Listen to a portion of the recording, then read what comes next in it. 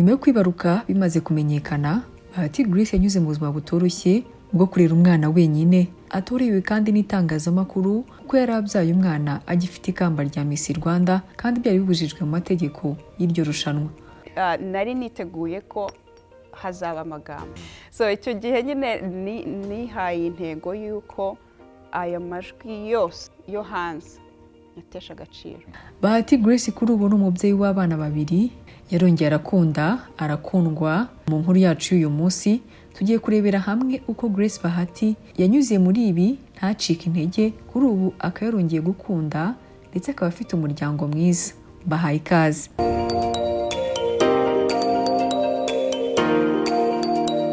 Miss Bahati Grace ni umukobwa wavukiye mu gihugu cya Uganda ku itariki ya 15 z'ukwezi kwa gatatu mu mwaka w'1991. We n'umuryango we bimukiye mu gihugu cy'u Rwanda. Uyu mukobwa afite imyaka 3 nyuma ya Jenoside yakorewe Abatutsi mu mwaka w'1994. Ubwo yari afite imyaka 16 nibwo yinjiye mu bikorwa byo kwerekana imideri, maze ku myaka 18 yinjira mu marushanwa y'ubwiza yo guhatanira ikamba rya Miss Rwanda. Muri icyo gihe hari umwaka wa 2009 aho ryari rigiye gutangwa bwa mbere nyuma ya Jenoside yakorewe Abatutsi, ndetse araritwara ahigitse abandi bakobwa bari bahatanye. Icyo gihe kandi yegukanye n'ikamba ry'umukobwa wabiriwe n'amafoto cyane kurusha abandi, ariryo Miss Photogenique. Nyuma yo kwambara ikamba rya Miss Rwanda, yaje kujya mu rukundo n'umuhanzi Kate Kavuyo, wari umuraperi ukunzwe cyane muri icyo gihe, aho batangiye gukundana mu mwaka wa 2010 ubwo yaje kwerekeza muri Leta Zunze Ubumwe za Amerika gukomeza amashuri ye, maze bombi bagahurirayo. Bari basanzwe ari inshuti z'akadasohoka kugeza ubwo mu mwaka wa 2012 baje kwibaruka imfura yabo y'umuhungu bise Ethan Bahati. Uyu mwana ni umwana waciye agahigo ku byumweru 3 ubwo yasuhuzwaga akanasomwa ku gahanga n'uwabaye perezida wa Leta Zunze Ubumwe za Amerika Barack Obama mu ruzinduko yagiriye muri leta ya Iowa muri gahunda zo kwiyamamaza mu mwaka wa 2012. Icyo gihe Barack Obama ageze muri aka gace Grace Bahati yari atuyemo, yakiriwe n'imbaga yamushyigikiye barimo na Bahati. Amaze kugeza ijambo ku bari bamushyigikiye, Obama yatambutse mu bari aho bose, abonye umwana muto w'uruhinja wari kumwe n'ababyeyi be ari we Ethan, maze aramuterura amusoma ku gahanga. Icyo gihe ibinyamakuru bitandukanye byafashe amafoto ndetse byandika n'inkuru kuri uyu mwana, isumo byara Kate Kavuyo nawe binyujije kuri Facebook. Muri icyo gihe yahise agaragaza ibyishimo avuga ko atewe ishema n'umwana we wanditse amateka akiri muto. Ati, ntewe ishema nawe muhungu wanjye Ethan kubwo gukora amateka ukiri muto, wasomwe n'igihangange ku isi uyu munsi Barack Obama. Papa na mama dutewe ishema nabyo. Nyuma y'igihe gito aba bombi babyaranye uyu mwana baje gutandukana, aho Miss Bahati yatangaje ko ikintu cyatumye atandukana n'umuhanzi Kate Kavuyo bakanyujijeho mu rukundo ari uko yasanze badahuje icyerekezo, ndetse ashimangira ko n'ibihe biramutse bisubiye inyuma atakwemera gusubirana nawe. Urumva nyine abantu twari batoya icyo gihe, urumva iyo abana bakundanye ari bato ntabwo ko bizaramba, so ntabwo twaje kurangizanya, bibaho ku bantu benshi. So navuga ko tutahuje, ntabwo twahuje intuza viziyo twari dufite, buri umwe yari afite icyo tugamije. Yes, afata inzira ye n'undi afata, kuko umubano wacu wararangiye, ariko umubaha nawe akanyubaha. Uko ugenda ukura twari abana twese, hari ibintu umuntu ataba yiteguye, hari ubasha kubyakira, hari n'undi nyine abataragerayo, niko nabyita. Ngiye narabyakiriye uko bimeze, cyane cyane nk'igitsina gore umumama wabyemera utabyemera, ni inshingano ziza ku kanya ukazakira. None se twari kumushira naye kumutererana ntabwo byari gushoboka. Nubwo bitari bimworoheye kubifatanya n'amasomo, icyo gihe yafashe umwanzuro wo kurera umwana wenyine, ahavuga ko byamugoye, ariko ubu akaba yarabonye umusaruro wabyo. By'ukuri ntabwo ari ubuzima bwari bworoshye, sinabihisha. Ni ubuzima bugoye, kandi abasingo mama bahura n'ingorane nyinshi cyane mu buzima bwabo bwa buri munsi. So ndi nawe gusa mu nzu, ndamurera, ndiga. Ni inshingano zitoroshye kuba urera umwana unamureze ku giti cyanjye, ntabwo byoroshye pe. Burya njye nk'uwizera Imana hari impamvu Imana yacizeho abantu babiri. Yego si bivuze ko utarera umwana uri wenyine, ariko iyo mpamvu y'abantu babiri ni ugufashanya. Kimwe nk'uko ahantu hari abantu babiri, umwe yasitaye undi yamufasha nyine akamuhagurutsa. So ariko ntibikuyeho niba wisanze muri iyo situation, kuko dushobora gupfusha ababyeyi, inshingano zirakomeza. Ntabwo ari ikintu nakwifuriza umuntu, ariko wisanze muri iyo situation, shikama ukomeze, urwane, uharanire ishaka ryo kuzatera imbere. Kuko sinifuzaga kwitwa ngo Miss Bahati wabyaye umwana yaramunaniye. Oya, umwana wanjye numvaga ko nzamukuza akamenya iyo akomoka mu gihugu cy'u Rwanda, amateka ari mu Rwanda. Nyuma yo kwibaruka bimaze kumenyekana, Bahati Grace yanyuze mu buzima butoroshye bwo kurera umwana wenyine, atorewe kandi n'itangazamakuru kuko yari abyaye umwana agifite ikamba rya Miss Rwanda kandi byari bibujijwe mu mategeko y'iryo rushanwa. Nari niteguye ko hazaba amagambo. So icyo gihe nyine nihaye intego y'uko aya majwi yose yo hanze natesha agaciro ubuzima bwanjye, kwiteza imbere ku buryo n'umwana ntwite icyo gihe yagombaga kuza ameze neza. Ntibikwiye ko ndi umuntu ubabara, arababaye pe, birababaza pe kumva umuntu wese ukuvuga nabi. Umubiri wawe amahormone atandukanye, ubabaye, ariko nawe mfite intego mu by'ukuri. Navuga se mu gihugu cyacu nyine hari abantu benshi badafite ababyeyi. Kiriwe amahirwe yo kuba mfite umwana, ndamutwita. Ishaka ryanjye nuko nzamubyara, nkaharanira yuko azatera imbere. Kuba mfite umwana byanteye imbaraga. Navuze uyu mwana ndifuza ko azakura ntahure n'ikibazo na kimwe. Umwana afite urukundo nta kintu atageraho. Mu by'ukuri n'abanzize cyangwa se ababona umwana wanjye babona ko afite urukundo, yahawe urukundo nubwo yaruhawe n'uwo mubyeyi umwe bari kumwe. Nubwo yanyuze muri ibyo bihe byose bitari bimworoheye, mu mpera z'umwaka wa 2018 hashize imyaka 6 atandukanye na Kate Kavuyo, nibwo byatangiye kuvugwa ko Bahati Grace ari mu rukundo na Murekezi Pacifique, umuhungu wa Murekezi Raphael wamenyekanye nka Fatikaramu. Uyu nawe washinze ishuri rya Espanya ry'i Nyanza, akaba yaranakiniye ikipe ya Rayon Sport yo hambere. Aba bombi bahura bwa mbere hari ku itariki ya mbere Nzeri mu mwaka wa 2018, ubwo Miss Bahati na Murekezi bahuriraga bwa mbere muri Washington DC mu birori byo kumurika imideri. Nk'uko babyitangarije, kuri uyu munsi ngo barinze bataha batavuganye cyane. Okay, ahantu hambere twahuriye hari muri Washington DC. Duhura hari fashion show, icyo gihe nari nyirimo, nawe yaje gushigikira kuko twakoze iyo show kugira ngo guteza amafaranga yo gufasha abana bari mu Rwanda. Urumva we yaraje aje gushigikira. Duhurira ako icyo gihe twabonanye gato. Bukeye bwaho nibwo ngo bongeye guhurira mu rugo rw'inshuti yabo, bombi bagiye gusangira amafunguro ya nijoro maze batangira kuganira. Dufite inshuti nyine duhuje, nyine nabyita mutual friends.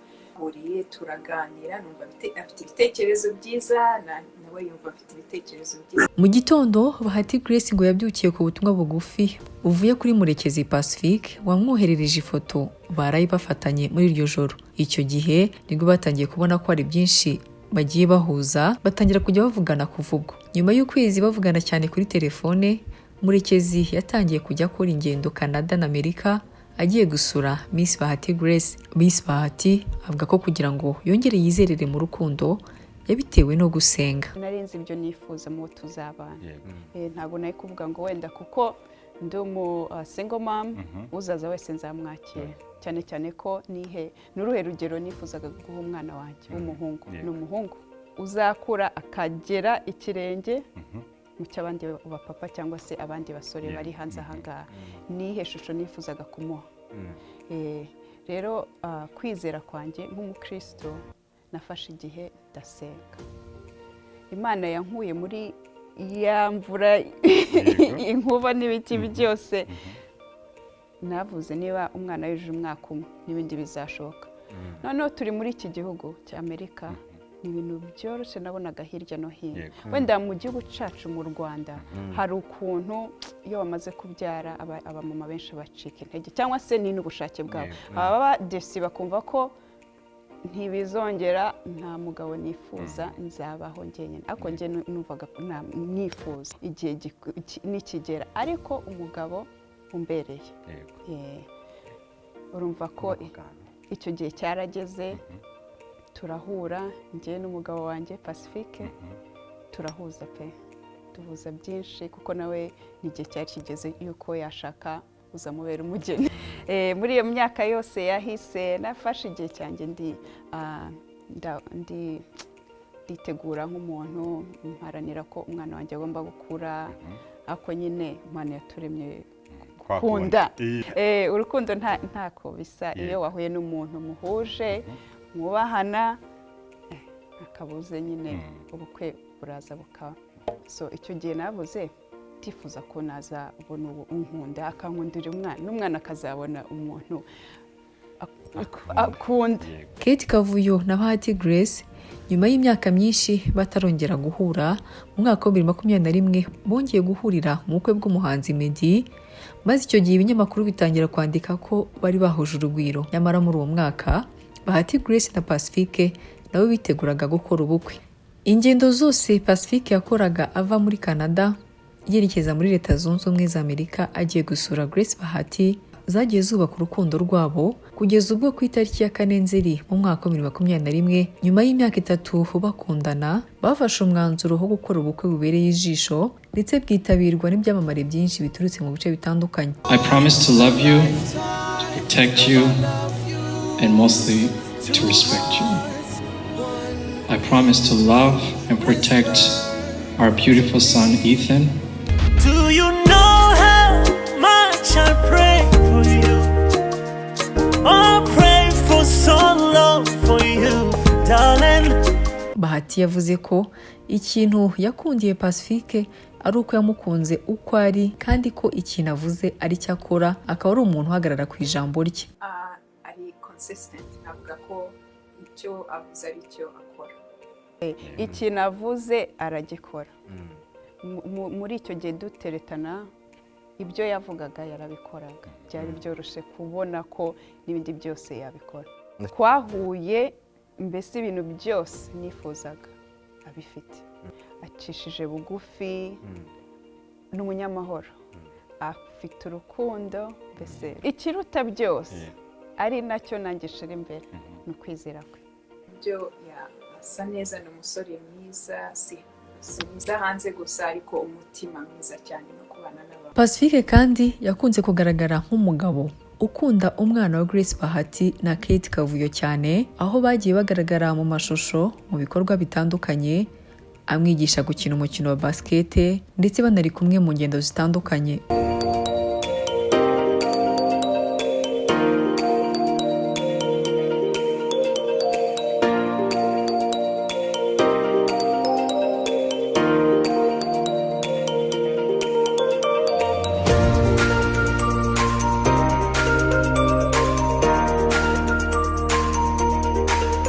Ku itariki ya 13 z'ukwezi kwa kabiri muri uyu mwaka nibwo Pacifique na Bahati Grace bibarutse umwana wa mbere muri uyu muryango, akawuheta bwa Bahati Grace kuko yaje akurikira Ethan. Uyu mwana yahawe amazina ya sekuru yitwa Murekezi Raphael, akiyongeraho inyuguti ya B ihagarariye Bahati.